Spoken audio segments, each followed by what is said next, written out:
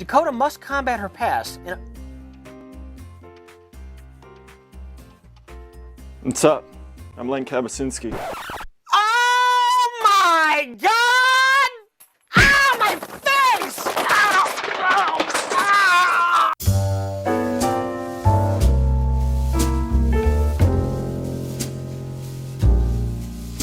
My face!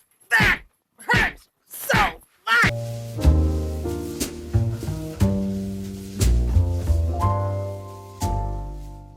All right, so let's get this rolling.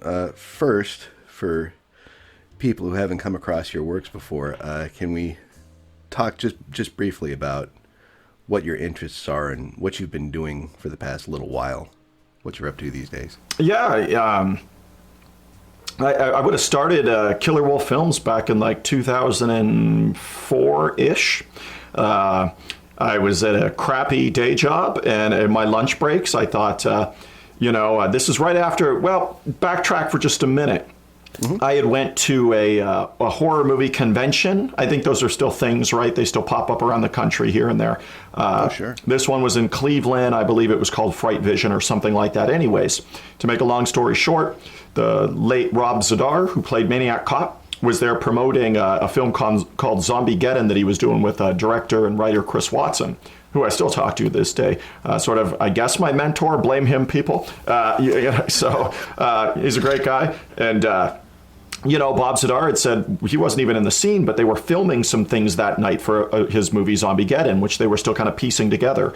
And he said, what was I doing? Was I interested in being an extra on this zombie film? And I said, yeah, we're not doing anything. We're going to sit around the bar or whatever. So, we got into zombie makeup and drove around Cleveland and went to this college radio station and filmed a scene with Brink Stevens, the beautiful, wonderful woman, Brink Stevens, and the late Conrad Brooks from Plan 9 from Outer Space was in the scene as well. Wow. It was a real eye-opener to me, and because I realized once I got there, and this is a very trauma-ish kind of production, the location and radio station was cool, but when I got there, there wasn't boom mics everywhere and lighting kits everywhere, and my eyes were then opened to, hey, all this stuff I might have wanted to do 15 years ago, 20 years ago that I thought I couldn't do because I can't shoot on 35 millimeter film. I'd never raise a budget of $200,000 or something to shoot on 35 millimeter. And now no one shoots on it anymore practically. But back then, as I'm coming up in going into college for communications, I worked in television for a while.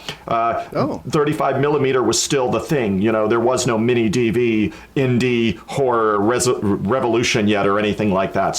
But when I was on set of Zombiegeddon, it really opened my eyes to, this guy has a Sony 2000 mini DV camera or whatever. You mean I can shoot a movie on this? Or in my brain, that's what I thought.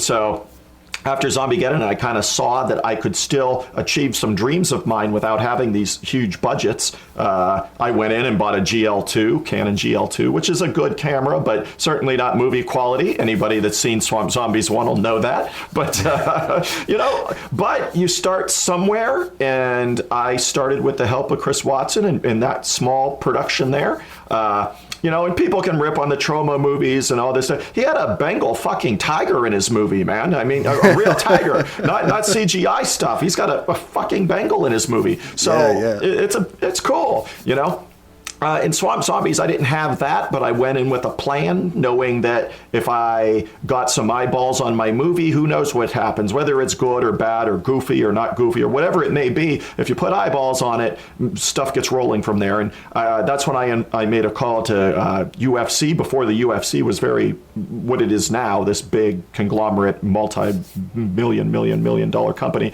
Back in 2004, it really wasn't just yet. It wasn't that super popular thing it is today. But Dan Severn was involved with them and was a champion through them and did some independent wrestling and also wrestled for WWF for a little while there. So, but I knew his name would attract some viewers maybe, so I called Dan the Beast Severn. I called Blue Meanie, Brian Heffron, and his girlfriend at the time, Jasmine St. Clair, who was known for adult films but also did some wrestling and stuff. So I thought, okay, I'm going to learn from what Chris Watson did when he put Bob Zadar on set for 2 days and he put Conrad Brooks on set for 3 hours or Brink Stevens on set just because because she was at the convention in the area and thought he could put her in the movie for 5 hours or whatever. So I started learning all these kinds of things from that production, and that's kind of how Swamp Zombies got rolling. But I'm sure we'll touch on other films, but I mean, fast forward, here I am still doing my thing, years later. Do I have a day job? Yep, you bet. I've had a day job forever, but I work in rehab now at a hospital. But I've always had a day job throughout my film career, full-time, 40-hour, Monday through Friday day job. Mm-hmm. But I will say this, how many, I don't even know, what have I done, 15, 16 movies now through Killer Wolf Films, a sole proprietorship of myself. And I don't owe a penny to filmmaking. I've been able to, sure, the budgets are low and stuff, but I don't own credit cards. I don't do any bullshit like that. If I can't pay cash for it, I don't do it kind of thing. Yeah, so I don't, I see so many indie people went that Clerks route where I think it made it popular to max out a whole shit ton of credit cards and stuff like that. And well, really, except for that needle in a haystack, all that's going to do is leave you in debt for absolutely the rest of your frickin' life. So I don't really recommend doing a bunch of the credit card things. But I mean, if you really have that plan kind of thing ironed out and are confident in that kind of area, go for it, I guess. But I saw many indie filmmakers lay by the wayside basically because, they did one picture, realized how hard it was and how expensive things could roll up, and then they never did anything else. So thankfully, 16 years later here, I'm still standing. So yeah, it seems critical to be able to pursue a passion without ruining yourself financially. Yeah. And, at first, and I'm not saying the first, I'd say 5 or 6 years probably, we were dancing in debt for Killer Wolf, but not too badly, but when your budgets are $5,000 and then you're in debt stretched over 5 years for $5,000, I mean, you get where I'm going. So, yeah, it blows up. Yeah. And I think once I did, what was it? Probably Skull Forest at that point. So we're talking 2011-ish, maybe 2012, when Skull Forest, almost 10 years ago now, when Skull Forest came out. Then once I got latched on with Worldwide Multimedia and some other distributors, I started to at least make budgets back kind of thing where, I wasn't making thousands upon thousands of dollars or anything like that. But at least I knew if I could budget a film for under $5,000 and get a script that I knew I could accomplish on $5,000, I was going to probably turn that over in a couple years and go right back into the next thing kind of thing. So that's how that all got rolling. So if you don't want to share too much about these details, that's fine. But is it to a point now where the money you're making from the films you make, is there left over for you, or do you take all of that and just invest it back into the next project? It all goes into the next project. Yeah. So this is totally just labor of love for you. Yeah, but I'm in a strong theater community here in Erie, Pennsylvania. Erie, for those that aren't familiar with Erie, Pennsylvania, we're kind of right smack dab in the middle of like 3 bigger cities. We're right between Buffalo, Cleveland, and Pittsburgh, and they're almost, Buffalo would probably be the closest by a little bit, but they're all pretty equidistant from each other kind of thing. So we're in a good spot. And when I bring that up because I have so many theater friends and actors and actresses and stuff that do so much stuff throughout the year. But I mean, they all have day jobs. They're all doing stuff, but they need to use that creative part of their brain. And I feel like I have to do that. Movies for me, sure, it's a labor of love, but also I feel like I have a lot of I've got a lot of goods to bring to the table for people that enjoy the kind of works that I'm doing. And I mean, you're always going to start somewhere, and I know there's people out there that love Curse of the Wolf. I just shake my head and put my head down and laugh about it. And, if you enjoy it, thank you so much for watching it. But I mean, I hope those people check out, because my stuff from like post like 2015 or so, I'd say probably from like Angel of Reckoning to today, I feel like Angel of Reckoning really turned a corner for me, and I started making, the productions were getting bigger and better, but yet the budgets weren't really increasing very much. So I got to increase quality without, going into some crazy debt or something like that, trying to get a picture done. Well, is it also the velocity of technology and how it's changing is it making it easier for you to increase production value as you go? Or Yeah, I think so. And I think a lot of that is stuff in editing and stuff too, obviously. And I don't edit my pictures. I always hire out for an editor. Okay. Years ago, my distributor I was with saying, Len, you can cut budget even more if you learn how to edit.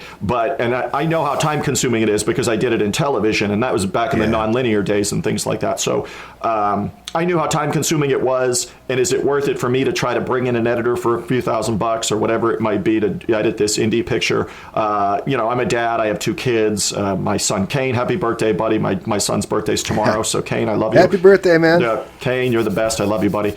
So he turns 11. He is my autistic son. But, he's verbal. He talks and goes to school and reads and does that kind of stuff. But Kane, and then my daughter Ariel is 5. So I've got 2 kids.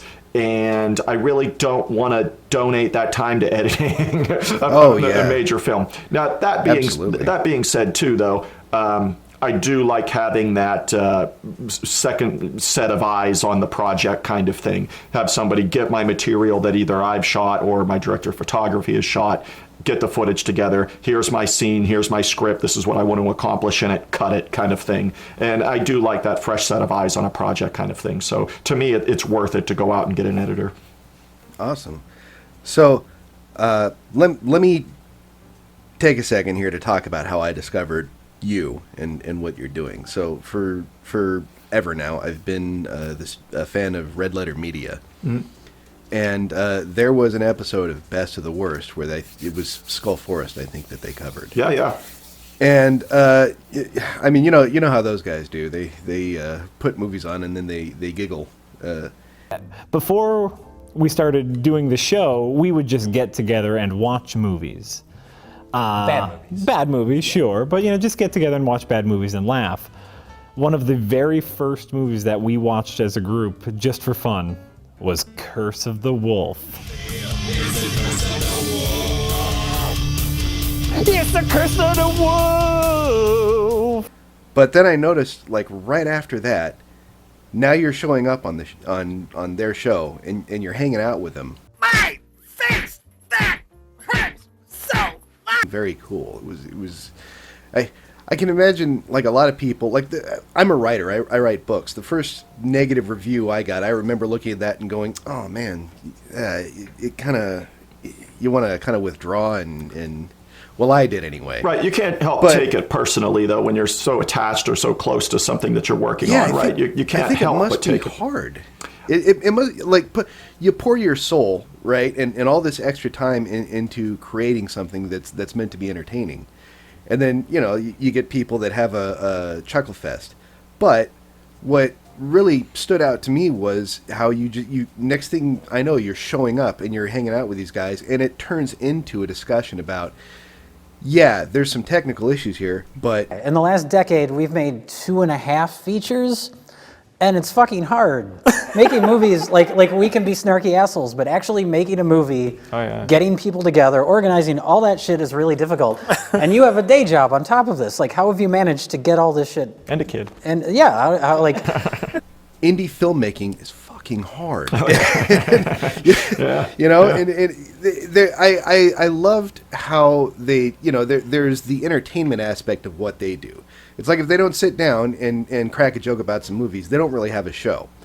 But then everybody gets together afterwards and they understand it's we can shit talk a movie, but it's hard to make them. Yeah, I went on there the first time. Mike had called me and we talked for a bit, and I think maybe they might have been mildly surprised because I think they've dealt with some other filmmakers that really weren't really receptive to the things they do or didn't like their films being exposed in that manner or something like that. I don't want to say it's negative, but, like you said, they're chuckling. They're laughing at you at that kind of stuff. And, and they're inviting 30 million fans to laugh at you as well, kind of thing. So I can see that it rubbing directors the wrong way. And it's much like you said, it's hard to detach from that. But the way I would look at it is this.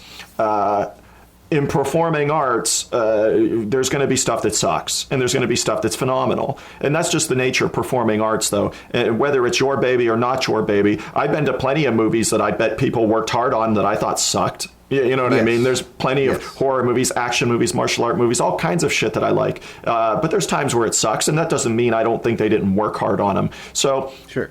when they contacted me, I took it as a real learning opportunity to talk to people you might not normally talk to, or meet people you might not normally meet that are halfway across the country or whatever. And, I took everything.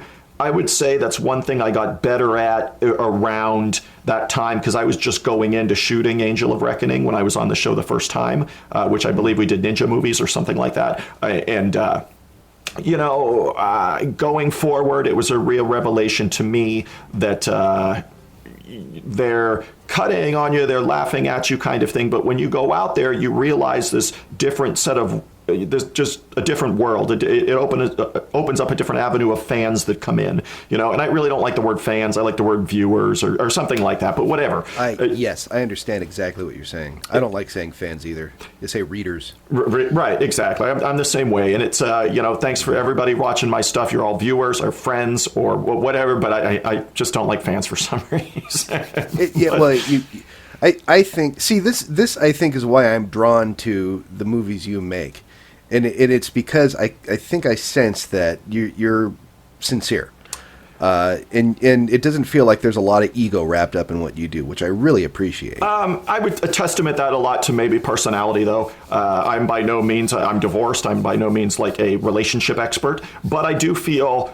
Training in martial arts most of my life and stuff like that, it leaves me with a very chill attitude overall. That doesn't mean I don't get passionate about things and things like that, but I think my personality overall is very, as people in Red Letter Media would say, if I chimed into chat rooms, oh, Len, you have such a zen attitude about stuff. And I was like, yeah, but I'm passionate about things here and there, but at the same time, it's not going to do you any good to really stress out about a bunch of shit. So just find your niche, find your areas that you enjoy in life, and just kind of, make connections from there. And I think that's what Red Letter Media provided me was, when people say, well, they cut on your movies and stuff. And I'm like, yeah, but I looked through their show and I love all these movies they're doing. All these movies they're ripping on or making fun of. I love all these movies. I love Ninja 3: The Domination. I love American Ninja. I love tons of Cam Mitchell movies. And then when I saw all this stuff happening, I'm like, man, this is like my favorite program now, this best of the worst thing. So, and when I'm on it, I'm really honored because now, Don Dohler was on the episode with me,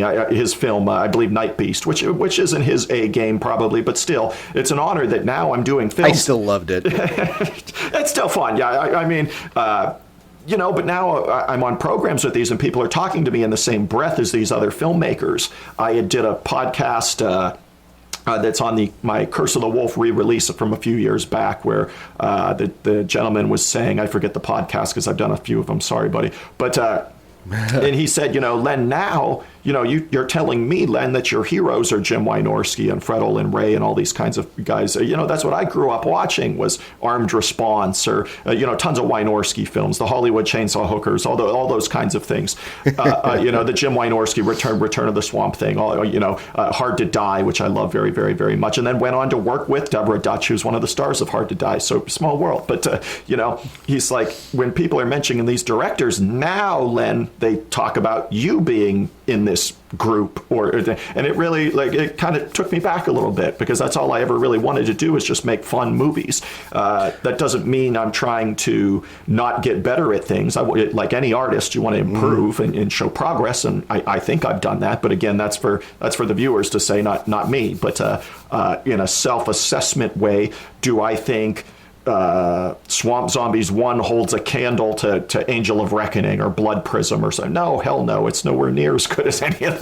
those works of mine. But, that's 13 years later or whatever. So, Of course, yeah. I think the thing that I like the most is there's just an openness to that attitude that says, well, they've invited me in to come talk with them now. And you do that. And the candor that you showed in the discussion you had with them struck me as sincere, where you were talking about how when somebody complains about something very specifically technical, your first response to that is, oh, good, that helps me. Not, you're a dick for pointing that out, but, oh, good, data point, write that down, I'm going to, and, listening to you talk now about your background, it's really clear to me that just about everything that you do is self-taught. Just about. As far as movie making is concerned, which is awesome. Yeah, you mentioned openness there, and I'll just interject on that real quick. If you're not in performing arts, and I don't care if it's film or painting or live theater or sculpture, whatever you're doing, if you're not open, it's pretty hard to learn if you're not open. So I would suggest anybody out there take a page off of that and really just open your mind to things, and you'll learn and get better. It's pretty hard not to if you keep that mind frame about you're going to get better. When people say, Len, I want to do a film, but I can't, or I don't know how to start, or where do I do this? You could shoot a movie on your fucking phone these days. You really could. Hell, I think my iPhone has 4K video on it, for God's sake. I don't know. but you could. The one thing I try to impress upon these people, because I get that question pretty consistently through Twitter or something. Somebody messages me out of the blue saying they want to do this and haven't started or do that. But you know what? If you don't do your idea, who's going to? Yeah, you know what I mean? Or I guarantee if you don't do your idea, it'll never get done. You know what I mean? So, you have to dive in and just you find a way. But I tell people that, look at a movie. And this is a higher budgeted example, but a movie like Cube, which was a wild success for its budget, which was, I think, still like $1 million budget movie. But I mean, it went on to make several times over what its budget was by being a very simple idea. You're in one location most of the movie, that kind of thing. There's not a big, wild amount of like extras and things to coordinate kind of thing. So when people want to do their own stuff, I'd say, first of all, write something that you can accomplish, where you have a small cast and crew. You're not going to jump around to a bunch of different locations. I wouldn't write something on a cruise ship in the ocean if you don't have access to a cruise ship in the ocean, kind of thing. So those are kind of the advice that I tell people, and if they're open about it, maybe they take that into consideration when they go to do their projects. Now, is that advice that you knew starting out, or is that something you had to pick out over time? Fuck no. No. That's why I tell people, if they message me on Twitter or Facebook cuts me off apparently after X number of friends or whatever. But anyways, I'm more active on Twitter and things like that, but some Instagram. But no, hell no. I realize my first film, Swamp Zombies, if I could go back in time now, God no. There were times where I was trying to coordinate probably 30 extras. And oh my God. Insane. And I didn't know what the fuck I was doing. I think my story and stuff, if people could go back and read my script from Swamp Zombies 1, I think they could see a potential. I mean, it needs massaged here and there. It's still very amateur at the time. But you could see it probably being a bigger budgeted movie than obviously what it was, kind of thing. Fair enough. Well, yeah, I saw that. What was the Challenge of the Five Gauntlets? Oh, thanks for watching. So that you know what? God damn, what a fun movie that was too. And there were vibes that I got from it. Like there was, it's kind of a globetrotter film where hero has to go from point to point to find these mystical artifacts, and there was a scene where it shows the map, and I'm going, oh man, it's like Indiana Jones, and I'm waiting for like the little red line to go across the map. But I kind of noticed that like each location, I think you were probably just out in the same forest when you ended up in each location when you were going to a place. But I could see both. There was a struggle with location, like finding diverse looking places to go to, and I think you even used weather for that. Like there were times where you were filming in the winter to just get like a nice snowscape. Exactly. Yeah, what we did in Gauntlets is most of it was filmed around Northwest Pennsylvania. I'm trying to think of the one area that poses as like South Africa or South America or wherever, and where it's the masked villain in the woods there. Yes. We actually found spots and positioned some things around that made it look like vines and things like that. So we tried to make it look, even though we weren't going to get a boa constrictor or something for the most part in the jungle with us. We didn't have those things, but we used the waterfall, we used some vines and positioned it. And then in the Russian scene where he's in a cabin, we kind of made the cabin look secluded, but really there's cabins like right next to us, like the whole time. So our shots those and film stuff. tricks. yeah, they really were, and that was Aaron Bratcher, the director of photography and cameraman on that picture, and he also does the upcoming Hellcat's Revenge too. But there's cabins right next to us. It's in Edinburgh, Pennsylvania, where we filmed that scene. So they're in the snow belt, which is maybe 12 miles south of Erie, but they're in the snow belt. So when it snows here, usually they get dumped on kind of thing. So we had snow there, all that kind of stuff. So really everything, and I was cognizant of this when I was writing the picture because I knew we weren't going to travel too far out of like northwestern Pennsylvania. But how can I choose these locations that make it seem like he's globetrotting when really he's not kind of thing? So the snow helped. The vines that we saw in the one woods or forest thing we were in, that helped. It was more like a ravine or a gorge type place that we were in. It seemed like you devoted a lot of consideration to how can I have the story that I'm trying to tell, but how can I do it in such a way where it's it was like there was a certain amount of restraint. It's like we're not going to try to do anything that's like wildly outside of our reach. No, we're going to get enough, and it kind of sells it. I think. Yeah, it makes it more believable. I appreciate that. And actually, in Gauntlets too, it was one of the only times I think I've gotten 2 or 3 like permits in my life, because normally I just go to private owners and land and be able to coordinate things because it just makes it easier. But I knew for when he fights the ninja female character played by Jenna Fryer on the beach, and that is actually on Presque Isle. I had went and got a permit to shoot on this beach, and it was kind of a crazy story because we had the beach for like 8 hours or something like that, and so we go on a Saturday and. Beforehand, though, rewind like 2 weeks before that, when I go to get the permit, they're like, well, we have this beach, and this beach, and what do you need it for? And I'm like, well, we're not going to really use the water. Nobody's going in the water. I just need a sandy beach. And, they're like, well, this beach here is closed for E. coli. And I'm like, well, that's perfect. I said, that's perfect because we're not going to be swimming. We're just going to be on the beach portion, the sand portion. And they're like, okay, so I coordinate that. You wouldn't believe the number of people that were still coming out to that beach. And I mean, we had to redirect them and stuff. And I don't care if people watch from a distance or whatever, but I couldn't believe the number of people that still wanted to come out to that beach. And I'm like, you do know that's closed. There's E. coli here. What are you doing here? And there were children with some of these people. It was crazy. Yeah. That's good to know, though. I mean, I remember watching that scene and thinking, man, he's got an empty beach there. It's like, how did? Yeah, no, I got a permit. Yeah, you never could have swung that in California. No. You would have had that fight, and then just people laying on towels, kind of staring at you the whole time. Yeah. So that I was wondering, like, how did he get that whole area roped off? Yeah, we got a permit, and we chose a beach that was closed essentially to swimming and stuff like that. So that's how that whole scene happened.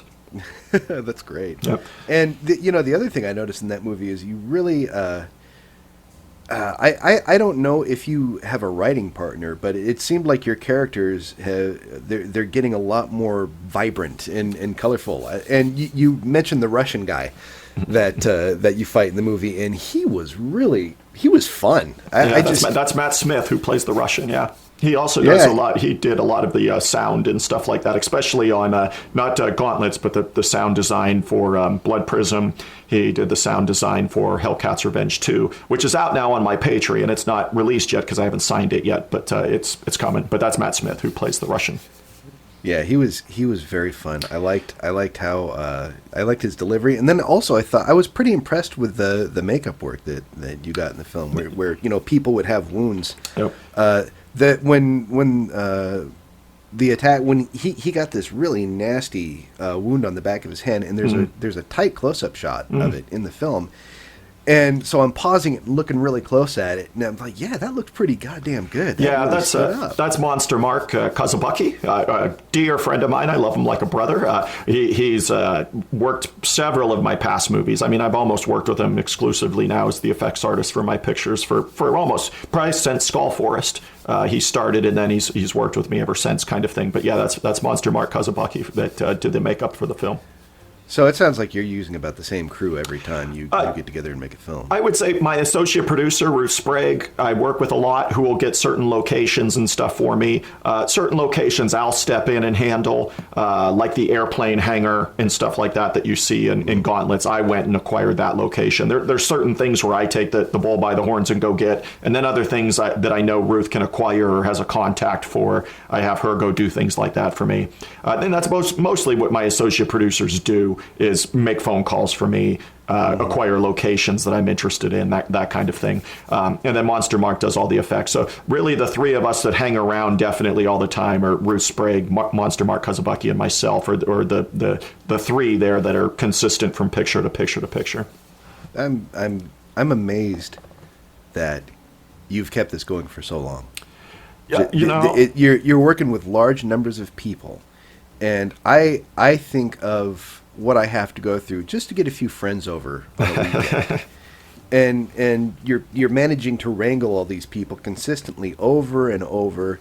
I mean, are there any points where you're having to deal with people kind of running out of gas? I mean, you seem to have limitless energy. I mean, is there a point where there's somebody you're working with that's like, man, I don't know if I can do another one, and you got to kind of talk them into it, or are they all as excited as you are for this? Normally, they're pretty much all excited because I don't get to do, it's not like a studio where I've got a slate of 5 pictures a year or something. We're lucky if we do, one. Basically, we do a year if it happens, kind of thing. And lately, it's kind of ran that way where we do a picture a year. And but think about this. And I do this when I write a film too, thinking about difficulty and things like that. But Challenge of 5 Gauntlets, how many scenes are in that movie where there's extras? Not many. Yeah, true. Not many. Yeah, good point. There's the extra where that bar scene was pretty good though. Where Leo Fong goes into the bar. I had some extras come out for that day at the bar. Really, there wasn't really too many of them. So in terms of a shoot, Gauntlets was fairly easy. Most of it, again, we were around the same area and things like that, where as opposed to Hellcat's Revenge 2, with a crazy shooting schedule and stuff, I definitely think some people were running out of gas on the crew, whether it was, cameramen, that kind of stuff. But I mean, at that point, too, we're filming in an actual prison. It's a museum now, but in Chambersburg, Pennsylvania. But it was a functioning prison or jail 40 years ago. So, but at that point, too, I realize people are going to be running on fumes, but at the same point, I can't waste a location like that. You know what I mean? If I acquire a jail, we just have to go and make it happen. Then the pressure, and unfortunately, that's one thing I think I find talking to other independent filmmakers and things like that. The one thing that I don't feel people do or deal with as well is just that pressure of something like that. I feel we have a good crew, and we're an experienced crew with who I work with, so we kind of know how to handle those kind of things. But really, if you realized you had to shoot 25 scenes and you had a jail for 3 days, it would probably crack a lot of people. Wow. But, I'm not going to quit. I mean, we just have to find a way. And we did, but that kind of pressure and stuff. I feel like that's what people, because you're not making a lot of money when you do these pictures, and then you run into stress or hardship and things like that, and then you're like, oh man, most of these people or most of other independent filmmakers, that's where they fail, and I've seen it over the last 16 years. I can't count the number of people that have failed because of situations like that, but I don't. I like to goal set, I like to achieve, and I like to bust through goals and go on to the next thing. So I wasn't going to take failure as an option, really.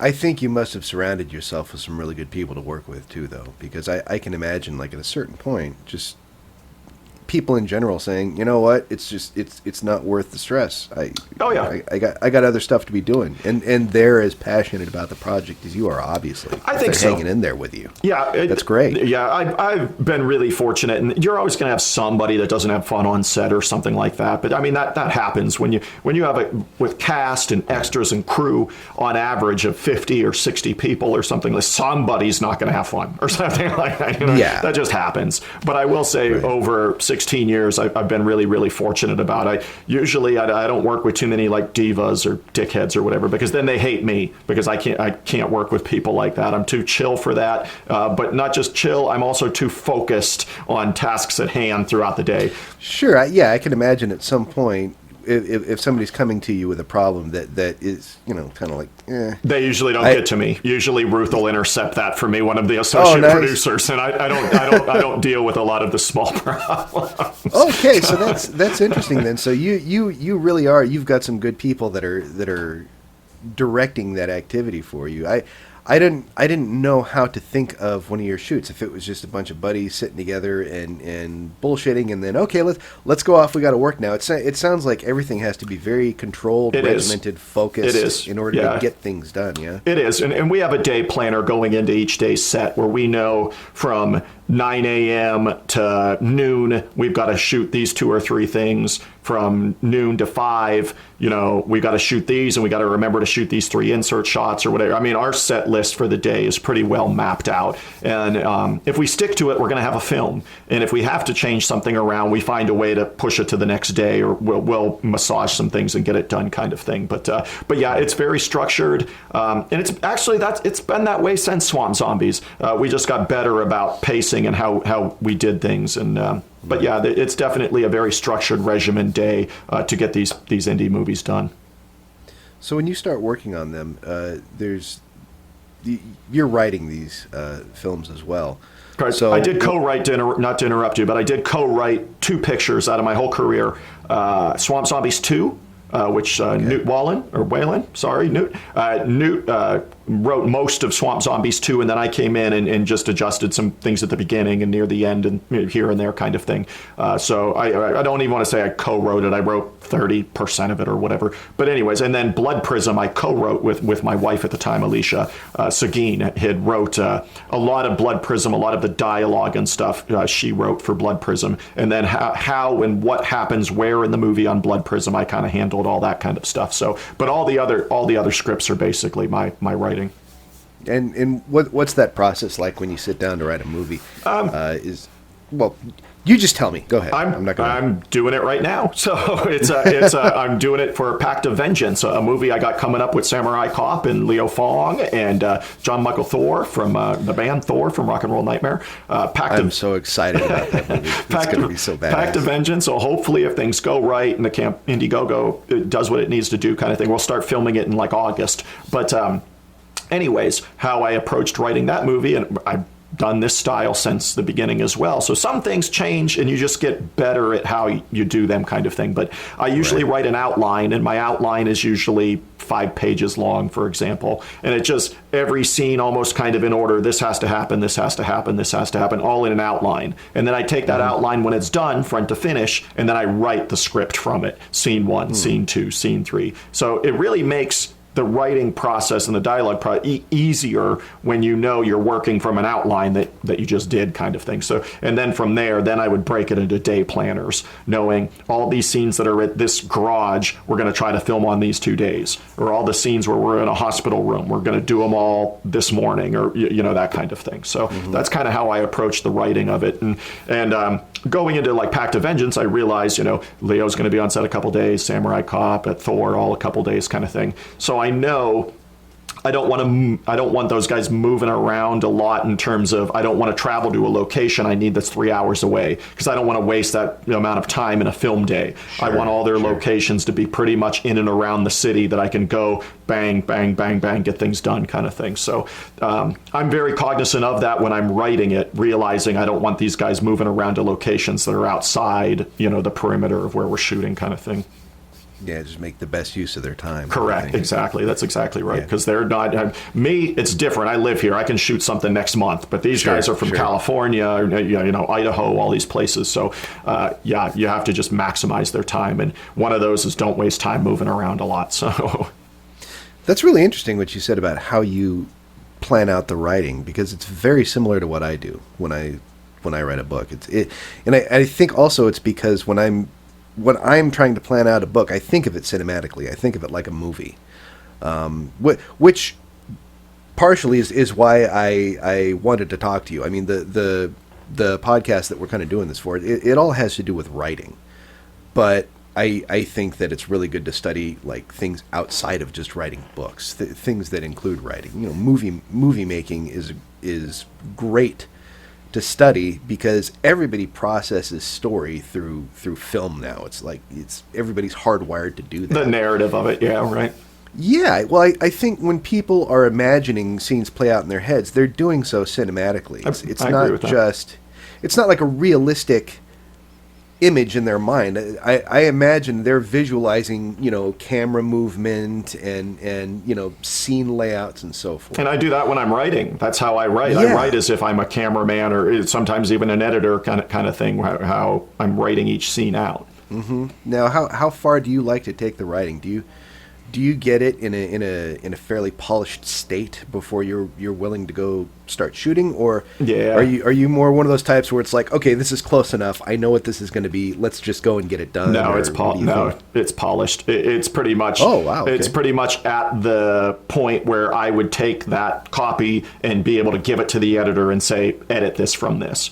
The dialogue's Cool. there. If there's a shot or something I really, really want, I'll even put it in my script. I want a track shot as Leo walks into his auto body garage and walks over to the table. Track shot this way. So I don't always usually include that kind of screen direction and those kinds of things in there, or camera direction. But sometimes if I know I really, really want something, I'll put it in my script.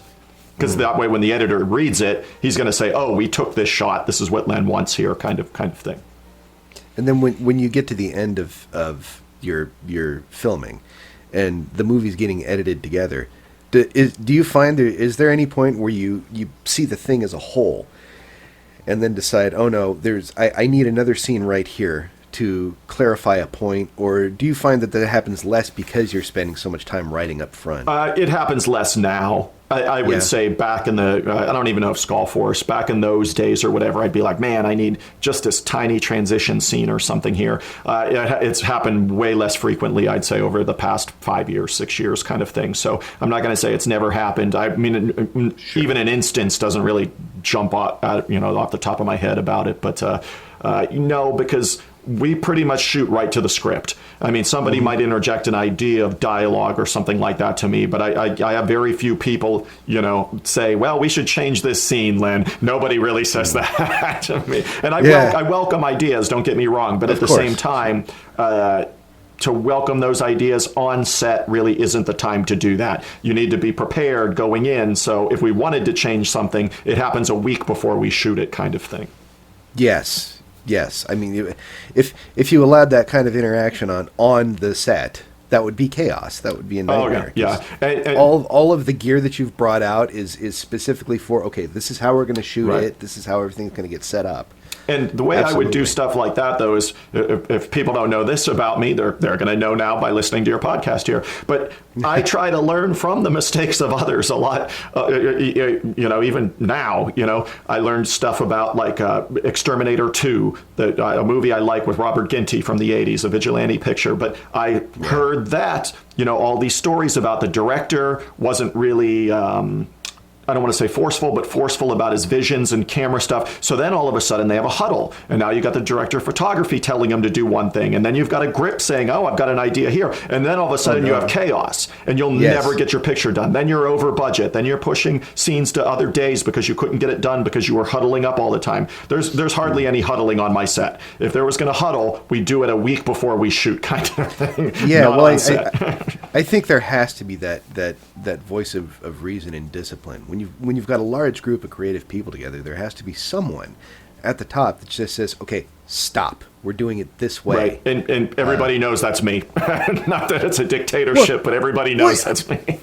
I mean, as the director, you kind of have to be. It's like, you're that guy. You're the one who wrote it. The whole thing is your idea. It's your vision. So, I mean, you have to be the person who says what goes. Yeah, and I think that comes from everybody knowing that the script is fairly polished. I was talking to Matt Corretas, the Samurai Cop, about it, and he was saying, well, I had scenes that were changed on set. I didn't even know my lines because something was changing for this or that on set. And I'm like, Matt, that's pretty much not going to happen on my set, though, unfortunately. And that can be both good and bad. It's bad to get so locked into something that you not fear, but fear changes. But at the same time, you can't, because everything is so structured to get everything done in X amount of days or X amount of hours or closing out a location in this X amount of hours, that you really have to have that structure and regimen to go through. So, I wanted to ease his mind thinking he was going to get to set and, there's all this change in your dialogue and copy. That won't happen on my set and really hasn't in quite some time.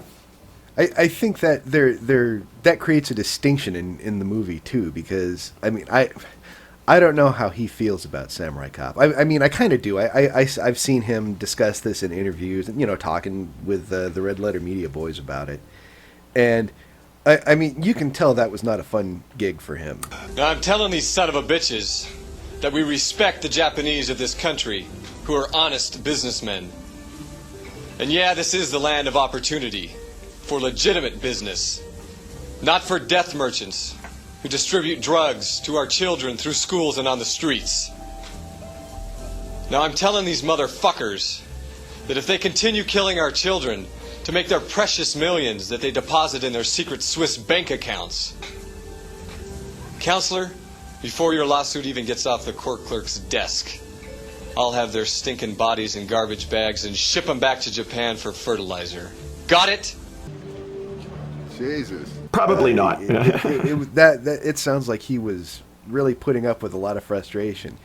However, there's something kind of magic about that movie. I mean, I don't know how you feel about it, but I adore Samurai Cop. Yeah, I think Amir, really, especially now, you mentioned earlier briefly about technology and things like that.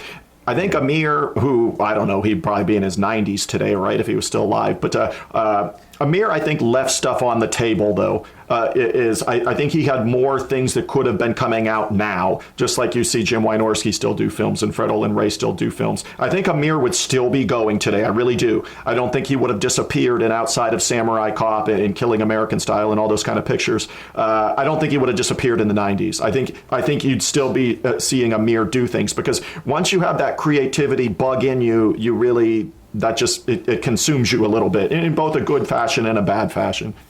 Yeah, I think I would like that. I'd love it if he was still making movies. Right, exactly. I miss Cirio H. Santiago every day, who did like Dune Warriors with David Carradine, or did Firecracker with Kessler there. I love all these movies, and yeah, I mean Cirio, I think that's how you say his name, Cirio H. Santiago. He's been dead for 15 years now, I think. But yeah, do I think is a 90-some-year-old man? Fuck yes, one of my heroes in life, Ted V. Mickles there. That did Astro Zombies and stuff like that. He died just a couple years ago. In fact, Blood Prism is dedicated to his memory. And, he was still making movies and coordinating movies right from his deathbed practically. And he was a 90-year-old man. But you know what? He said, fuck everybody. I've got these budgets. This is what I'm going to do. I'm still going to use my creative brain. The movies might be what they are, but I'm still going to go forward and do these things because this is what I love to do. And I think there's something really to be said for that. Yeah, that is the attitude that I love. Right, he's a 90-year-old man using his creative brain to this day. So I'm not going to make the connection for people, but kind of make the connection that if your brain is flourishing in that creativity, whether it's writing or drawing, whatever you do, film, whatever it is, maybe that's tied to the longevity of your life, kind of thing. You know what I mean? I really think it is. I think if you have something that you're working on, you've got something to live for. And people tend to get out of the bed at the start of the day for that kind of stuff. Yep. And I think having your brain engaged really is. It's kind of like one of those secrets to youthfulness into an old age. I think so. Like my grandma, excuse me. Sorry, my grandma, I noticed the point she started deteriorating was the point where she basically lost her eyes. Because, she had macular degeneration, and she had been reading books for all these years. And it really kept her, active, it kept her engaged. And then next thing I know, her eyes go away enough where she can't read anymore. And she never really got into audiobooks.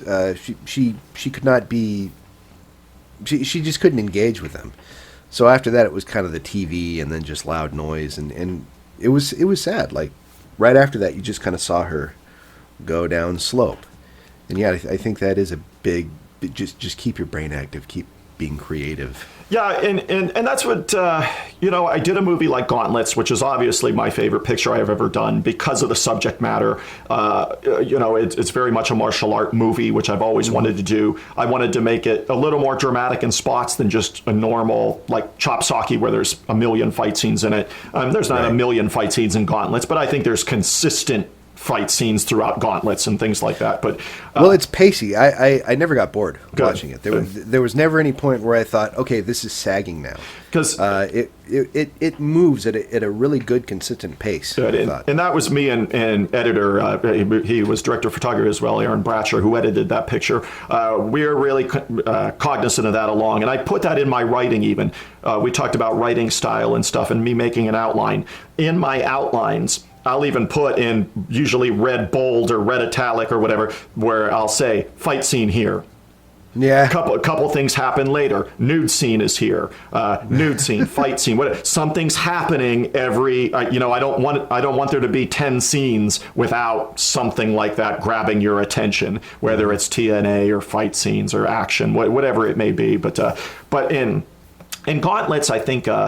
And it's going to come out in wide release on DVD and stuff on home video June 16th. So it's coming. It's out now on Blu-ray and stuff because I retain the Blu-ray rights to the movie. So if you get a Blu-ray of Gauntlets, you're getting it directly from me on eBay or whatever. But on video on demand and things that it'll start coming out in June, that's through the distributor. So they really gave it some kick-ass artwork. I think they're going to give it a good push.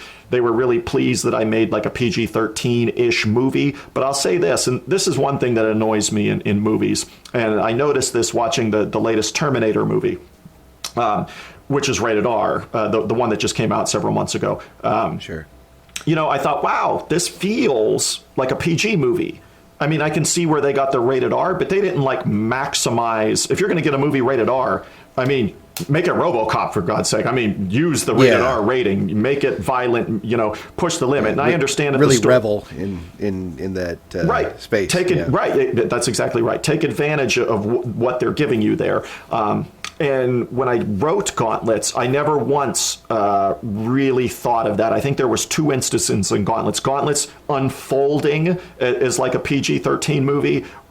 I didn't force it to be a PG-13 movie. I knew there wasn't really going to be any foul language or things like that in it. I don't think there's any in the movie. But I knew the fight scenes would get me a 13. There was in the original script, there was one nude scene where you saw the backside of a female. I'm in the bathtub in one scene in the ninja's house kind of thing, and she has a servant come up to me and rub my shoulders. Right. Yes. In the original script, the servant drops her robe, and you see her backside as she goes to grab my shoulders and stuff. And I thought, you know what? I can live without that. I don't feel it added to the movie anything. So I said, you know what? At that point, I was going to go strictly, and that probably still would have got me a PG-13. But regardless, those were the only little things I cut out because I think it was really too. I'll go off on a little tangent here. It's very easy for me to put friends in my movie, whether it's independent wrestling friends of mine or martial art friends of mine. It's very easy for me to do that. I have a lot of contacts in local theater, actors and actresses that do tons of work around local theater. So it's very easy for me to draw on my friends and say, let's go make a movie without doing the thing you suggested where we're all just sitting around having a beer, going to shoot a movie. It's not quite like that. Right. So at the same time, going into Gauntlets, I slotted actors for characters that were different for them. John Gross, who's a really, really good friend of mine personally, plays the father, Michael, in the movie. And usually that's not a role I would give him. He usually is a dirty detective or dirty cop or something like that. So here you're a dad and you get some vulnerability in your character. So I'm plugging people into different areas. And an example of this would be, most people know my little girl, Ariel, is the sick little girl in the movie. But that's not how it started. Because much like I said, it's very easy for me to just plug my family in if they're interested, which I knew she would be because she's a ham. But anyways, I said, I didn't even mention that I was going to do this with her at first, because the minute she would have thought a little girl was in the movie, she'd want to do it. So, but I like to give other people chances when they want to show that they want to be involved in performing arts and things. So, a local artist, a guy that owns a concert hall, his daughter, he wanted to get involved in theater and things like that. So I said, look, I've got this thing coming up. I need a little girl. There's not a lot of lines and things like that, but she has to lay in bed and pretend to be sick and, of course, help out with the direction and all that kind of things. And he's like, okay. So she gets on set, and we actually started filming that role with another little girl. And she got to set, and we started at 9 a.m. or whatever it was. Scott Montague was my cameraman that day, coming in from Jersey. And the little girl just was not having it. God bless her soul, she wasn't having it. And I thought, you know what, I'm going to give this maybe another hour.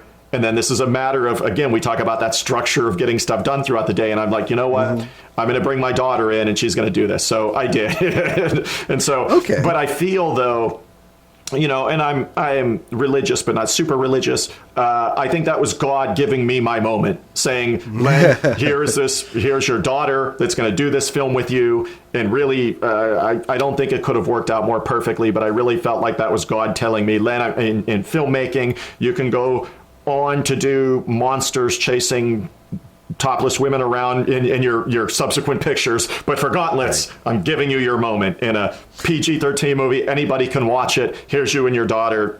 Go, kind of thing. So, well, I thought there was real heart in the movie too.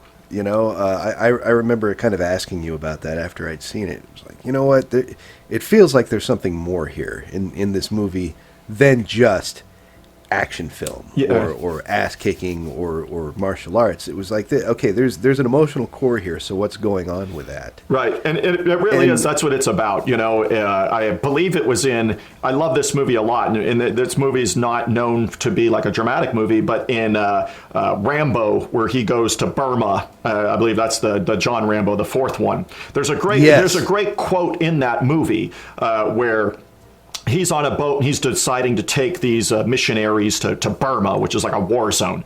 And he tells this girl, you know, go home, that kind of thing. You're not going to fix anything.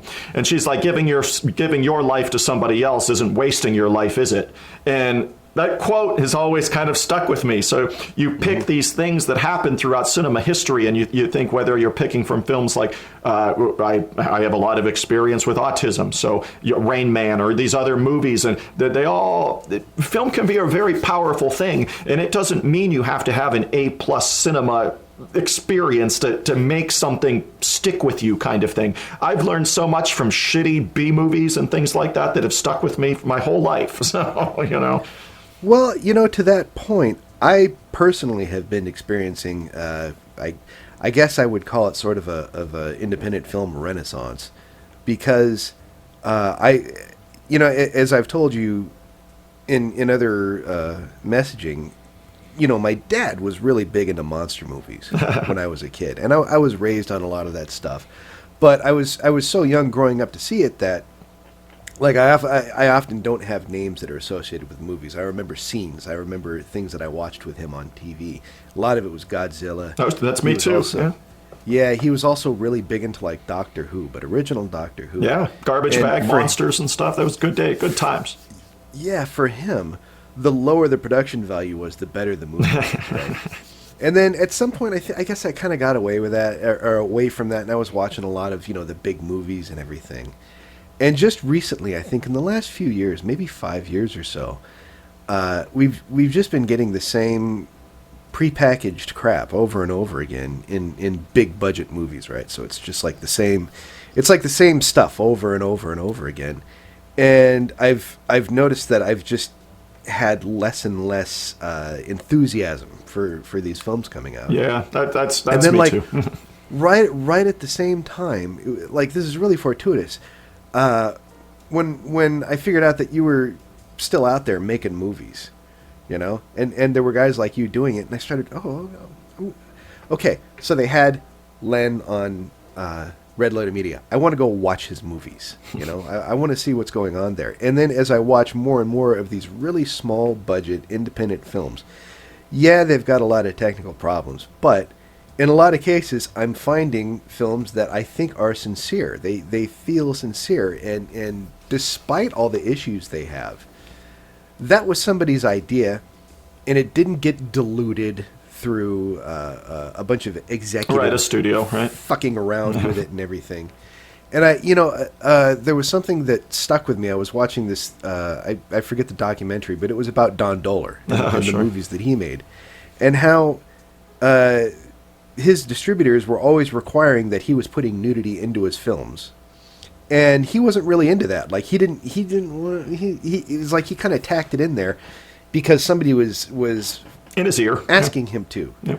And I thought that was interesting because when you get to low budget film, a lot of times there's nudity, which may or may not feel exploitative, but it never occurred to me that there was some distributor out there that says, no, I need to have tits in this movie before I can. I've been there. I've been there many so times. So is that something, like, I noticed that you said that some of your movies, they include nudity as a component.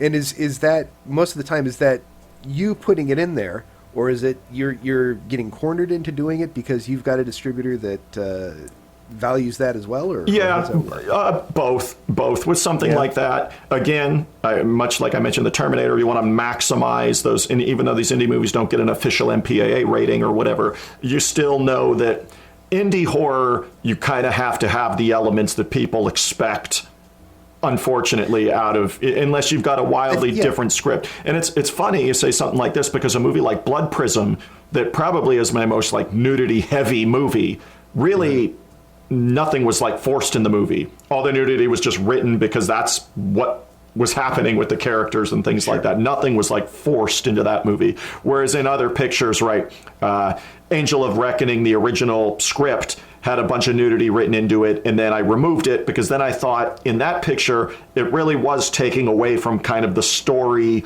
that death wish kind of thing I wanted to bring out in that movie. So that was scrapped, and it's an R rating, but it's mainly just for violence and things like that. But yeah, it's both. The distributor, if they're doing an indie horror picture and they're really going to push it hardcore to that horror audience, you know, people that would have saw the original Swamp Zombies probably hated it because it was the distributor, Brain Damage Films, back then, were really pushing it. They gave it great artwork and stuff like that, and we're really pushing it as this horror experience. And no, it's goofy. It's like a trauma movie. You know what I mean?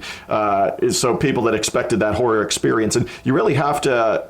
Indie horror, especially, I feel those fans, there is that expectation. You have to come through on certain things. So if that means I have to stick 2 scenes of TNA in my film to appease audiences here, and I don't feel like it distracts from my picture, you know, then you do it, and you maximize your rating and stuff like that of your picture. But lately, like Gauntlets, I never felt forced to put anything in there. Hellcat's Revenge 2, it's a women in prison movie for most of it, so there is the obligatory shower scene that's in every single women in prison movie out there. I think in a movie like that, you almost must have that.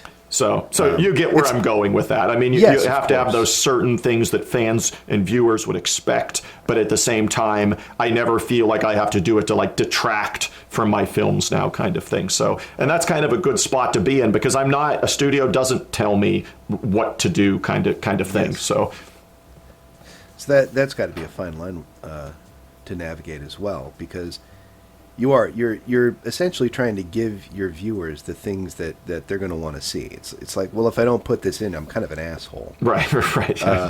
But at the same time, you do. I think you want to make it something. Well, at the most, I think you'd want to have something that serves the story. It's not just here's scene and then boobs walk by. I have a perfect example for what you're talking about. And it was a film I did 4 years ago, Hellcat's Revenge, the first one.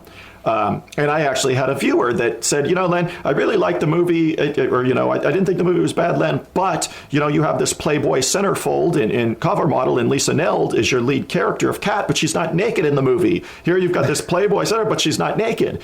And I thought about it, and I thought, you know what, this is an example of where I feel, even though it was just one isolated viewer that said this, I thought, man, do other viewers feel this way?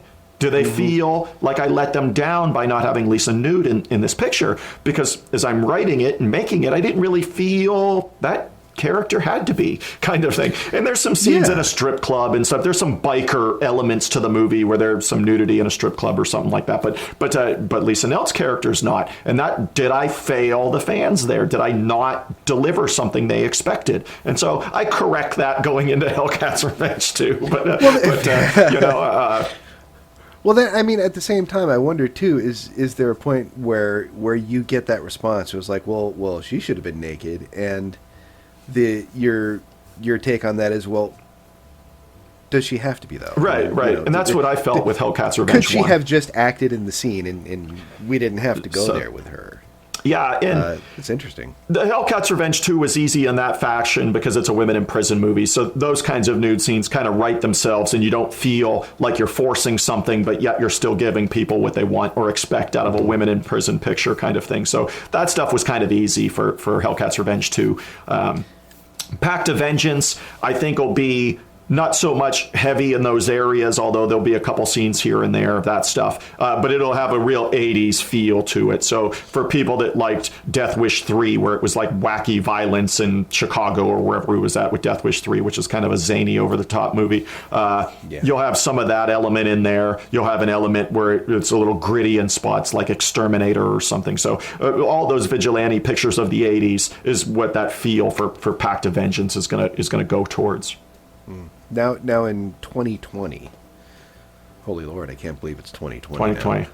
Are you experiencing any pushback from audiences when you're? I mean, it seems like society is changing now at a degree where you have to consider, okay, I'm going to put nudity in this film, but am I going to get a bunch of people complaining at me for it because, everything that's gone down in Hollywood and Me Too and all that? Yeah. Is that ever a concern for you? I think the one thing that would be a concern, it's not so much nudity stuff. It's more like, and again, Hellcat's Revenge 1 was like this, even though it seems like 4 years ago was like 15 years ago sometimes. Oh, yeah, but, it really does, doesn't it? In certain things, and you mentioned Me Too and things like that. And yeah, it seems like a long time ago, because the one thing I'm cognizant about is like the violence against women kind of thing. Yeah. I don't, unless there's something in the character, which is in Hellcat's Revenge 1, a male beats up a woman right at the beginning of the picture and stuff like that. Mm-hmm. The story, that's what it's about, though. It's about these females. Sure. But if people really look at it, or they even want to go back, because people have mentioned this to me before, about Len, you always have these strong women characters in your film. And I don't guess I'm really cognizant of that, but it sort of plays out in my writing a lot for some reason. And maybe that is a reflection of me going back to my mom, who raised me and my brother and sister a lot on our own. Not that my dad wasn't around, but mostly we were with our mother and stuff. So I knew what hardship was, struggle was, that kind of thing. Maybe that's the reason I have so many strong women characters. But in terms of like pushback and stuff going into today, I'll say this though: is Blood Prism like Hellcat's Revenge 2? No, probably not. Two drastically different movies, two drastically different subject matters. Is Challenge of Five Gauntlets like Swamp Zombies 1? No, they're drastically different pictures. So I think it'd be one thing if you're doing, or people that are doing adult films, and I'm not ripping on those, I'm not a prune by any fashion or whatever, but sure. But there's your subject matter and stuff. But I'm doing diverse stories and diverse pictures. One is not just like the other one kind of thing in terms of subject matter and all these kinds of things. So I think that's one thing that maybe deters people. But I think another thing that they might see is, if they're coming from Red Letter Media to check out my things, or they interact with me on Twitter or Facebook or Instagram or whatever, I think they can see heart and effort going into these things. And it's not just me, it's my cast and crew as well. But yeah, I do put a lot of heart and soul into these pictures. It's not something where I'm trying to make $1 out of it somehow. I'm just trying to make something entertaining, and whatever happens from there happens. And if I can go on and fund the next movie off of it and deliver another picture to everybody, then that's what I want to do, kind of thing. That's great. So you've got Leo Fong, who showed up in Five Gauntlets, and you're going to do another movie with him. Mm-hmm. And I didn't realize how far his legacy in martial arts film goes back. A long time. He's one of the originals. Yeah. And how does that work? You just message the guy on social media and say, "Hey, you want to make a movie, man?" That's pretty much what happened. I was actually I work out around here. I don't know if you have them where you live, but I think they're across the country. It's Snap Fitness, it's called. It's like a series of gyms and stuff like that. And I was working out at Snap Fitness by my house, and I was just brainstorming. I usually always have a pen and paper in my book bag, because if I'm lifting weights and all of a sudden an idea hits me, I run over and write something down and then go back to working out. But I was thinking about Gauntlets and thinking about, man, I'm starting to write it, but I need this character very much like a Pai Mei kind of thing, initially speaking. And I thought, man, I don't know. I need an Oriental actor for that kind of thing. If I could, brainstorming, who am I going to get? And I started to think and think and think and think. And eventually, Leo Fong just popped into my head for some reason. And so I messaged him on Facebook, of all things. He's 90. He's on Facebook all the time. Well, he's another one who seems just to be very active and very creative into an old age. So, and he's produced so many of his own films and things like that throughout the years. That he still is. But I messaged him on Facebook, and by the time I was done with my workout, less than an hour later, he already had messaged me back. Len, I don't have an agent. I kind of serve as my own agent. What are you thinking? And I was like, I've got this martial arts script, blah blah blah. Here, and it's like, I really like it. Let's get this done. And I thought, awesome. And it was that it was that easy. Now, somebody like Samurai Cop, I had mentioned the Red Letter Media, and Matt came pretty much highly recommended by those guys. They said he was very cool, very professional, down to really earth, laid back. Yeah, and that's what I need. I need people like that, because then they're going to like me most likely. That's kind of my attitude with things. Thor's been pretty cool. I've talked to him a few times. He still tours and things like that, so he's still out there all the time doing stuff, musically speaking. So, but I'm excited to get things going. I'm having a lot of fun writing this script. Not that I don't have fun writing my other scripts, but this one's a lot of fun writing so far. I'm about, a dozen scenes in. In most of my scripts, on average, are between like 40 and 50 pages or something like that. So, and that's for a 75 to 90 minute movie kind of thing. Mm-hmm. Well, I think you must be excited just thinking about what you're going to be able to do with these other performers. It's fun, but the pressure is there a little bit for me in writing it, because I want to make sure I give the fans what they want out of these guys. Leo I'm at the point now where Leo's already in the script. He's, kind of right off the bat kind of thing. So I have all my notes for Samurai Cop and Thor and things to come in and things like that, but they're not there yet in the formal script. Right. So I'm getting to that point, but I want to be very, very aware that the fans or people that are coming from Red Letter Media, because I know a bunch of people probably are going to be interested in seeing this, because, Leo's like royalty on Red Letter Media in terms of cinema. Yes. Yes. Cam Mitchell introduced Leo to his wife. I mean, most people don't know that probably, but Cam Mitchell, Leo Fong, Thor, all these guys, Samurai Cop, they're all like royalty in terms of like cult cinema in Red Letter Media. Yes. Well, I mean, this really feels like an Expendables type thing. Matt mentioned that, he said that right off the bat to me. He's like, man, I'd like to do this cult cinema Expendables, and I'm like, I can make this happen. Except it's like an Expendables that I'd want to see. I think I saw the first Expendables movie, the big budget one, and I said, okay, I get it. And then they started making sequels. Right, they ran out of gas fairly quickly. Yeah, that's all right. Yep. Yeah, but this one of the reasons I really love it is because I start falling down rabbit holes when I start learning. So when I see a bunch of people get together, it's like, oh, what does he do? And Leo Fong, like right after I finished watching Five Gauntlets, I went and found Low Blow. Watched that because again, it was another thing where I'd seen them talking about this on Red Letter Media. I want to watch the movie myself. Cam Mitchell's in a lawn chair the whole movie in his black robe and stuff like that. Good stuff. Good stuff. Well, yeah, and what's fun about that for me is I don't know which of those things are just Leo Fong's sense of humor, because he has, like, I've watched him in a few interviews and just talking to people. And he has like a really quirky sense of humor, and it's really sharp, and it's got punch, it's kind of like this low key sarcasm that's mixed with a bit of goofiness. And so when I'm watching Low Blow, you've got Cameron Mitchell laying in bed with his follower, and he's got the hood and the sunglasses in bed, but nothing else. Like I'm laughing really hard watching that. I'm just wondering, all right, is that Leo? Is that Leo fucking with me? Really check out some of his other stuff if you haven't seen like Blood Street. That's pretty good. And I mean, when he filmed Bloodstreet, he was probably 60 years old at that point, and he's doing like spinning wheel kicks on people. I mean, he's an amazing dude. Kill Point's pretty good. Cam Mitchell's in that with him. Kill Point's pretty fun. I notice he's still going to dojos and working with martial artists, just training them and showing them different techniques, kind of preserving the more traditional aspects of the art form as well. Oh yeah, because he's always busy. He's got knowledge going all the way back to Bruce Lee and working with him. So just an amazing guy. Yeah, his stories were crazy. And I'm sure just on Gauntlets, that's like tip of the iceberg type stuff. But he would go into crazy martial arts stories throughout the 70s and 80s and things like that. Just amazing dude. So, like looking at Low Blows, there's a lot of really great ideas in that movie.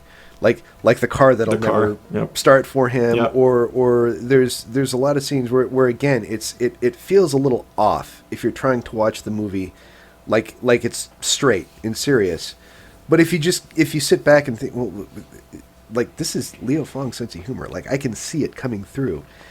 Is that something that you'd want to take advantage of now writing your movie? Like, hey, what do you think of this? And would you accept ideas from him as far as just injecting humor, or what do you think there? In Pact of Vengeance, I think people are going to be surprised. I think for everybody out there that hasn't seen Challenge of Five Gauntlets, I think they'll be surprised in what Leo does in the movie. He doesn't crash cars. He's not overly funny in Challenge of Five Gauntlets or anything like that. He's a very master. Right, and I think when people see that, and I will be so bold as to put it out there: did I do Leo Fong's best movie? Did he do his best movie as a 90-year-old man when he did Challenge of Five Gauntlets? Is it better than Low Blow? Is it better than Kill Point?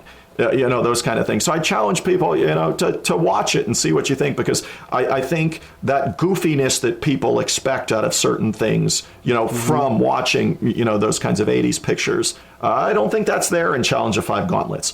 And in Pact of Vengeance, it's going to have its moments that are lighter. I don't want to ruin anything about it, but the fans will be happy in certain moments. But Leo's not going to drive a car in Pact of Vengeance. Leo's not going to, he does own an auto body shop. I'll leave it at that. But okay. So, I think very colorful. It's going to be a very 80s style movie. It's not going to be set in the 80s because that's just too fucking hard to do those kind of period things. But the style is going to be very much, or picture the A-Team. Picture an episode of the A-Team, except they really kill people. You know what I mean? The A-Team doesn't blow up a building and then you see some guy dusting his shirt off walking out of the building or whatever. No, they'll die in Pact of Vengeance. 30 feet away from each other with rifles. And missing each other, right? That won't happen in Pact of Vengeance. Picture a violent A-Team kind of vibe kind of thing. There'll be some humor, but overall, I think one of the critical things that makes movies like that better is when they're played straight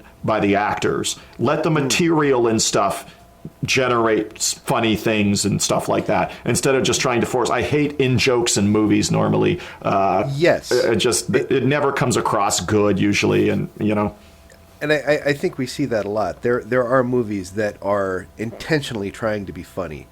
Either Trauma became that, unfortunately. Trauma became so fucking heavy on all that kind of stuff that, And I think I think in order for it to work, even if there's going to be humorous aspects, there has to be that core of sincerity. There's got to be a group of people that are actually trying to tell a story instead of, hey, let's make a good bad movie. I don't think it ever works when you set out to do that. Right. I think that if there's going to be that aspect of good bad in the film, it just has to happen organically. And then after that, you need the wisdom to accept that it's in there, and we're going to enjoy that aspect as well. And what movie? I don't know if you've seen this movie or not, but what you just described is this movie to a T. Cult cinema pops into my head immediately with what you just said, and it's The Room. I did not hit her. It's not true. It's bullshit. I did not hit her. I did not. Oh, hi, Mark. By Tommy Wiseau. That's what you just described right there. Picture this. If anybody that's seen The Room, if those actors knew and were trying to do comedy and stuff, would it be the movie we know it as today kind of thing? Probably not. I think it would be unwatchable if they were trying. Right, in that manner, yes, because everybody's trying to play it straight, and Tommy's probably trying to play it straight with his character and stuff, but obviously it doesn't work. But that's what makes the movie funny. Then that's where you get. Well, there's different. I find there's different versions of that too, because like in Samurai Cop, you can see that. The only person in the entire movie that's not in on the joke is Matt. It's like everybody else is like trying to give Amir what he wants. And then you see Matt he's like rolling his eyes through the scenes and going, "Oh my God, what have I gotten into?" Yep. He may be wearing a really awful wig. I'm responsible for bringing you from San Diego. Are you sure this is a good bust? Yeah, cocaine. And at some point, for me specifically, when I was watching the movie, there came a point where I felt like I was commiserating with him, the actor, like. Yeah, man, it's a rough situation. Let's get through this. Yeah, that becomes part of the experience. On the special edition DVD for Samurai Cop, they'll have other interviews and stuff like that with like Bob Zadar and stuff like that. I don't even think Matt is interviewed on it, the first Samurai Cop special edition DVD that came out. And I think maybe started the ball rolling where, there was a time where people thought he was dead. For real. They thought Samurai Cop was dead. And then he showed up and then Samurai Cop 2 happens and the ball got rolling again for him. But they interviewed Bob Zadar before a couple years before he passed away there on that DVD, and Bob had a great time on set. He's like, Amir always treated me like a star. I was just coming off of like Tango and Cash and things like that, so I was doing smaller roles and bigger things, and Bob Zadar probably had a great time on set because Amir's probably giving him the A-list treatment for him on set kind of thing, And then meantime, he's shitting all over his leading man. Right, exactly right. So that's funny. So let me ask you, man. You have so much fighting and choreography in your films. How many of the actors you've got your core group of people that you bring back over and over again? How many of them are or have experience in martial arts or fighting action in movies? Are they all? Almost all of them have some kind of experience in something, whether it's traditional karate or it's taekwondo or it's independent wrestling or jiu-jitsu. Most of them all have some kind of athletic background on that, because the one thing you do, like for example, in Challenge of 5 Gauntlets, not to spoil it for anybody, but Leo goes into a bar and beats up a couple guys. All those guys were like professional wrestlers or karate, people that I knew, because I knew they could fall and do those things without hurting themselves, because it's one thing you learn how to fall and do all those things in martial arts or wrestling without hurting yourself, and that's what those guys do. I'm like, Steve Brown, my friend that's in this scene, a karate friend, martial art friend, he gets punched. I'm like, you're going to go over in the corner there and fall over and kind of brace yourself on the wall and go down and stuff. He's like, okay, yep. And I have no reserve thinking he doesn't know how to do that kind of thing. If he had a question, I'll go perform the stunt for them, and then they'll just duplicate me showing it to them. But that's why I use a lot of people like that, because it's not just a safety element, but I know that I don't have to train or put a ton of work into showing these people how to do a side kick. Most of them will know what I mean. And if I have to show them, I show them, but that very rarely happens. Or, how to fall onto your side without hurting or hitting your head on the floor or something. I can all show them how to do these things, but in general, all these guys know how to do these things already. Well, then I have to imagine it makes the shoot far more efficient, too. Like if you show them a sequence of moves for a fight that they need to execute, it probably takes less time for them to get it. Yeah, and if there's a fight that's, let's say, 12 moves, we probably shoot 3 of those moves and then cut and then reposition a different camera angle or whatever, shoot another 3 moves, or even shoot the same 3 moves at a different angle and cut, kind of thing. Because if you're throwing a side, like a roundhouse punch at somebody, you can't have the camera like parallel to them, otherwise you see that the punch misses. So you have to be really cognizant of your angles and things like that, depending on what move you're doing in the choreography, kind of thing. A side kick to the stomach or something, that's easier for all us guys because we just get kicked. We're not blasting each other, but you can make contact and you're not going to get hurt hurt kind of thing. So well, I think there's also a way to fold around the impact too, so that it looks a lot more brutal than it actually ends up being too. There's a way to sell it. Yeah, and even into Hellcat's Revenge too. A lot of times too, I'll surround some of the stars and stuff that maybe don't have the experience of that. I'll put them around people that will make them look good. You know, if you punch this guy, he's going to do a flip to the ground and do all this. You know, they're there to make everybody look good, and that's what I told Samurai Cop with Matt. And I said, you know, the guys I work with are usually indie wrestlers or karate people. So you know, if you're limited in terms of a skill set of front kick, side kick, roundhouse punch, I'll make that all work. Kind of thing by the people I'm going to put around you, kind of thing. Well, that was what I appreciated about the bar fight in Gauntlets, was that, you know, I mean, you can tell Leo's getting up there now, so he's not moving with the same snap that he did in his younger days.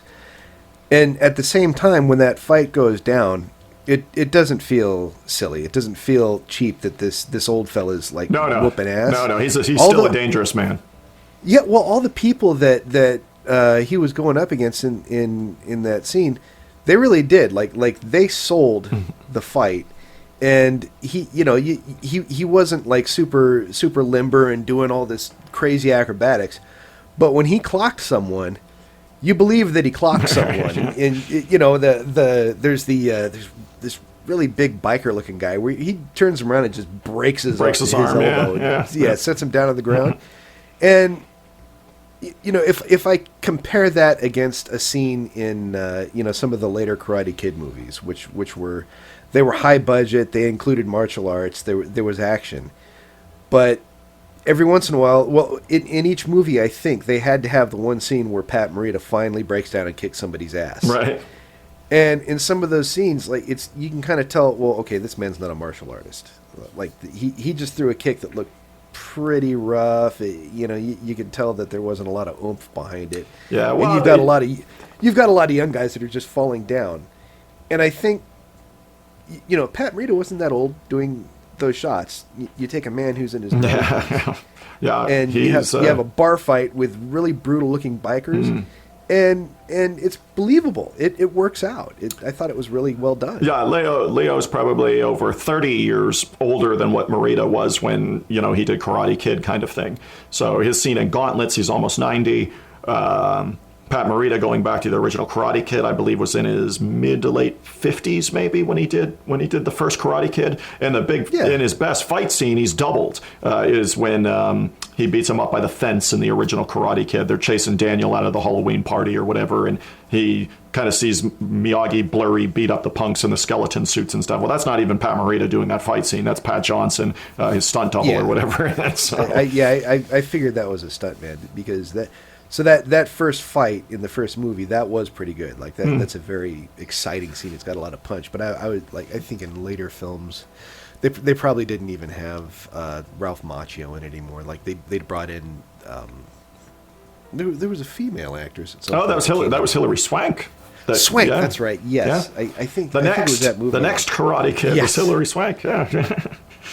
But yeah, he whooped a bunch of people's ass up on a dock, I think it was, and that fight looked a little rough. It was like, Well, going into that time too, you're going into the mid '90s or so. There now, audiences aren't as forgiving about using the stunt doubles and things like that. You had to, do a lot of things like that. Like in some of Steven Seagal's pictures, he used very little stunt doubling back in the day when he's doing Hard to Kill and those kinds of things. Yeah. So, I mean, he has a stunt double or if he's getting his head thrown into a glass bookcase and marked for death, of course, he's got a double or whatever. But I mean, in terms of fighting stuff, Van Damme, all of a sudden he's throwing kicks and doing things where now audiences are expecting these stars to kind of handle their own fight work. It's kind of, it's really easy to pick out stunt doubles now.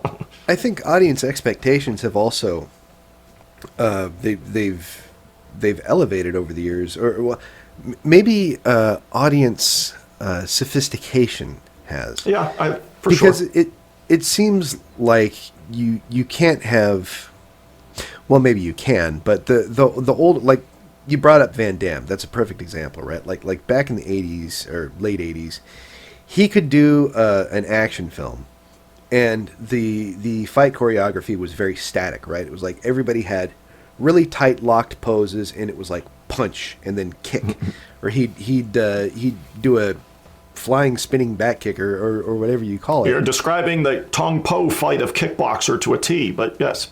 Oh yeah, absolutely, and it was very like I remember when I saw that as a kid, I felt very invigorated. Like you get your adrenaline going. It's like, yeah, he's kicking his ass now, and and it's like we're going to show the same kick 3 times, rapid succession, bop bop bop, and the same punch, bop bop bop.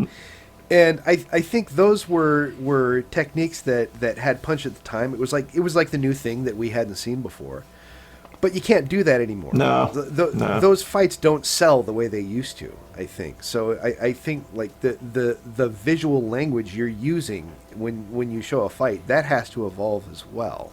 Oh yeah, fast forward 20 some years, 5 years later, after the blood sports of the world and stuff come out, and then you have the I want to say it's Wachowskis that did The Matrix, produced that Ninja Assassin movie. The fight scenes in that are crazy. I mean, the Ninja Assassin, it's not masterpiece cinema, but I mean, you're watching a movie called Ninja Assassin, so you got to have your expectations in check there. But I had a blast with that movie, and not a lot of people saw that one, and I thought, man, it was kind of a box office fail and stuff like that, but I thought it was a lot of fun. Yeah, I wonder about that sometimes, because action movies, they seem to, and when I say action movies, I mean where the fighting is essentially the movie. The reason we're coming to watch this is because we love martial arts. We love seeing it on the screen. We love seeing practitioners who are technically excellent and doing wonderful things on the camera. And it seems like that's kind of fallen back to the independent arena again. It's I think so. We had a period where it was like in everybody's face, like that was the hot thing, and now we're superheroes in tights. Yeah, so, I mean, name an action star now. I mean, I really can't think of one. I mean, The Rock, I guess. I don't watch a lot of newer stuff anymore, man. I can't get into it. I'm finding that I want to see the newer big budget stuff like less. John Wick, I enjoy. I liked John Wick.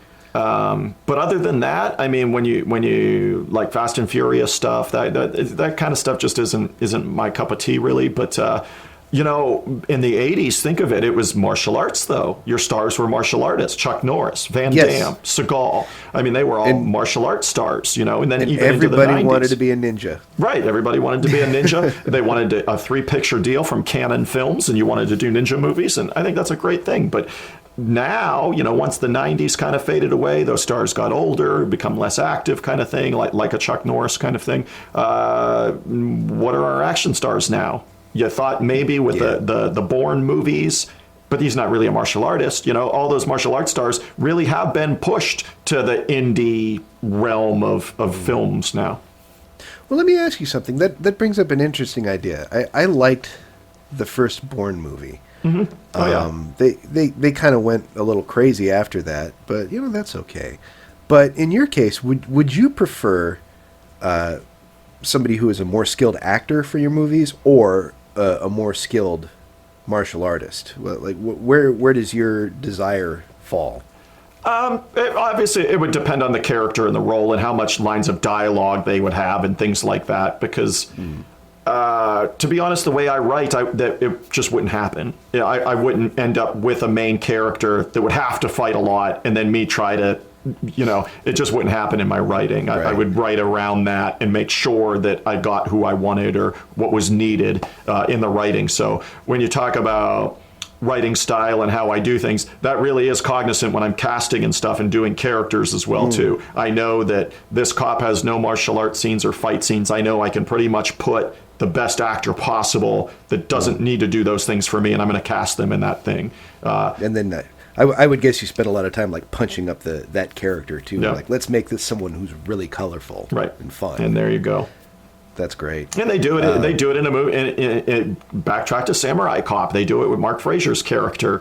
They give him the funny facial expressions. They give him all that kind of stuff. And he's not necessarily going to get in wild fight scenes or anything like that. But he's got a gun and he's a cop, and he'll do some funny moments and things like that. And there you go. First thing in the morning. Hey, counselor. You still have 3 or 4 hours before the courthouse closes. Yeah, absolutely.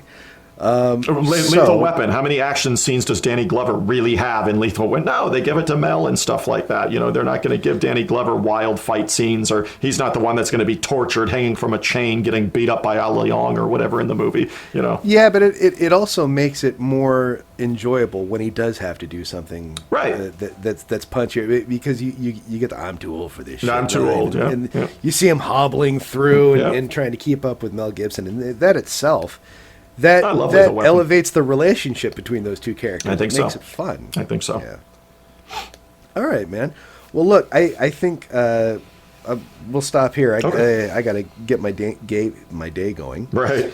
But man, I really appreciate you coming to talk with me about this stuff. Anytime. And I am so excited about this next movie that comes out, the Big Expendables. I'm looking forward to it. I hope you continue to do like collaborations like this, where you keep a lot of these old talents like coming back and doing new things. Yeah, Thor was really gushing about it. Thor, I think, is really, really super excited about it. Matt, I think it'll be an opportunity for Matt, even though Matt is really, really cool. And he's actually like legitly like funny. Like every other sentence out of his mouth is something like funny or sarcastic, or he seems pretty charismatic. Yeah, Matt's cool. And I think something like this, doing a picture like this, will put Matt not back on the map, because his legacy in cult films has already been written. You know, he doesn't have to do that again. Yes. But what he is trying to do is get Samurai Cop 3 done. So going out and doing Pact of Vengeance, staying out there, if you will, in view of people, probably will help that get made. And that's something I might talk with him about when he comes out. So who has the rights to it? What are you doing for it if you're trying to get... Yeah, that's the big question. It's like, who owns the IP for Samurai Cop now? I have no idea, because they obviously made a 2. So whoever has that, we'll see if it's Nakamura or whatever the director's name was there that did 2. Maybe he does. I have no idea, but I'll talk more to Matt about that down the line, and who knows, maybe I'm involved in Samurai Cop 3 down the road. Well, do you think Samurai Cop 3 could be a Kabasinski film? I wouldn't say it's out of the realm of possibility. So I'll leave it at that. That would be so awesome, man. I will leave it at that. So all right, yeah, understood. You can't give up too much. All right, man. Well, again, thank you so much. Yeah. This has been really cool. Absolutely. Send me a link when it's up and going, and I'll post it on my stuff, man.